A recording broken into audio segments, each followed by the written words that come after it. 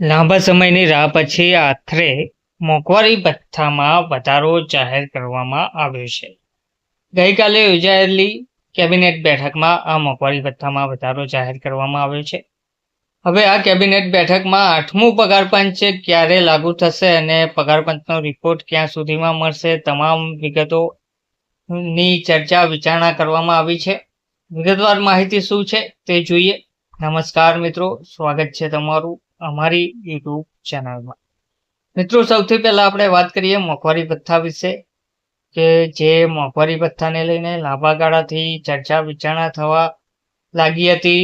સરકારી કર્મચારીઓ પેન્શનરોને તો એટલે સુધી ચિંતા સતાવવા માંડી હતી કે શું આ વખતે મોંઘવારી ભથ્થામાં વધારો નહીં થાય, ફરીથી કોરોના જેવી સ્થિતિ સર્જાશે, એટલે કે મોંઘવારી ભથ્થું રોકવામાં આવશે. મોંઘવારી ભથ્થાનો આખરે વધારો જાહેર કરી દેવામાં આવ્યો છે અને મોંઘવારી ભથ્થાનો જે આ વધારો છે 1 જાન્યુઆરી 2026થી લાગુ થયેલો પણ ગણાશે. કેન્દ્રીય કર્મચારીઓના ડીએમાં 2% વધારો જાહેર કરવામાં આવ્યો છે. હવે રાજ્ય સરકારો પણ પોતાની સગવડતા મુજબ મોંઘવારી ભથ્થામાં વધારો જાહેર કરશે. તો સરકારના નિર્ણયથી આખરે 50 લાખ કર્મચારીઓ અને 69 લાખ પેન્શનરોને ફાયદો થશે. સરકારની તિજોરી પર 6,791 કરોડ રૂપિયાનો બોજ પડશે.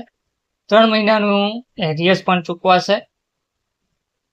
હવે સરકાર દ્વારા જે સરકારી કર્મચારીઓના મોંઘવારી ભથ્થા ડીએ તેમજ મોંઘવારી રાહત ડીઆરમાં 2%નો વધારો જાહેર કરવામાં આવ્યો છે. સરકાર દ્વારા ડીએ તેમજ ડીઆર 58%થી વધારીને 60% કરવામાં આવ્યું છે.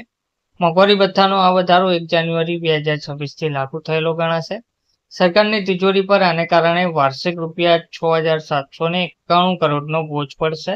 સરકાર દ્વારા અગાઉ ઓક્ટોબરમાં મોંઘવારી ભથ્થું 55%થી વધારીને 58% કરવામાં આવ્યું હતું, જેને 1 જુલાઈ 2025થી અમલમાં આવ્યો હોવાની જાહેરાત કરાઈ હતી અને એરિયસની સાથે તેની ચૂકવણી પણ કરવામાં આવી હતી. તો હવે શનિવારે પીએમ મોદીના વડપણ હેઠળની કેબિનેટ મિટિંગમાં આ નિર્ણય લેવામાં આવ્યો છે, જેમાં જણાવવામાં આવી રહ્યું છે કે સરકારના આ નિર્ણયથી 50.5 લાખ સરકારી કર્મચારીઓ તેમજ 68.3 લાખ પેન્શનર્સને ફાયદો થશે. કેન્દ્ર સરકાર દ્વારા દર વર્ષે 2 વખત મોંઘવારી ભથ્થા અને મોંઘવારી રાહતમાં વધારો કરવામાં આવે છે, એટલે કે જાન્યુઆરી અને જુલાઈમાં મોંઘવારી ભથ્થામાં વધારો કરવામાં આવે છે, જેને પરિણામે સરકારી કર્મચારીઓના માસિક પગાર તેમજ પેન્શનર્સના પેન્શનમાં વધારો થાય છે. કર્મચારીઓને 3 મહિનાનું એરિયસ પણ આપવામાં આવશે. સરકાર દ્વારા વધારવામાં આવેલા મોંઘવારી ભથ્થાનો અમલ પાછલી અસરથી, એટલે કે જાન્યુઆરી 2026થી કરવાની જાહેરાત કરાઈ છે.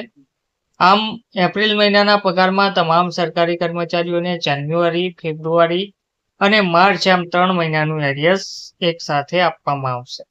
સરકાર દ્વારા આ વખતે પહેલીવાર મોંઘવારી ભથ્થામાં વધારાની જાહેરાત કરવામાં વિલંબ થયો છે. સામાન્ય રીતે તેને માર્ચમાં જાહેર કરી દેવામાં આવે છે. તે સિવાય 8મા પગાર પંચને લઈને શું મહત્વની અપડેટ આવી છે, તો 8મા પગાર પંચનો રિપોર્ટ મે 2027 સુધીમાં મળશે તેવું જણાવવામાં આવ્યું છે.